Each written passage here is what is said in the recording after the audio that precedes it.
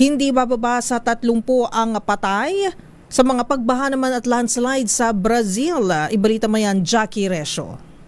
Umabot na sa mahigit 30 katao ang nasawi habang nasa 39 ang nawawala pa dahil sa matinding pagbaha at landslide sa Brazil dulot ng mga malalakas na pag-ulan. Ayon sa report, 12 kabahayan ang natabunan ng isang malaking landslide sa bayan ng Juiz de Fora dahil sa magdamag na pag-ulan. Higit sa 200 katao na ang inilikas mula sa bayan ng Juiz de Fora at Uba dahil sa mga pagbaha at landslide na pinalala pa ng pag-apaw ng ilang ilog malapit dito. Isang 10 taong gulang naman na bata ang himalang naisalba ng buhay mula sa gumuhong lupa matapos ang 2 oras ng operasyon.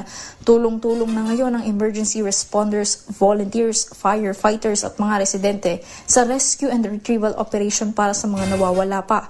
Pero inamin din ng otoridad na habang tumatagal ang operasyon ay unti-unti rin nawawala ang tsansang may makita pang buhay sa mga nawawalang residente.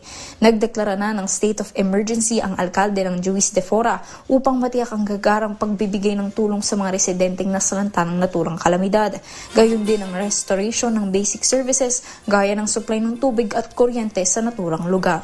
At yan ang balita mula sa Ibayong Dagat. Ito si Jackie Resio ng DZRH, una sa Pilipinas, una sa Pilipinas.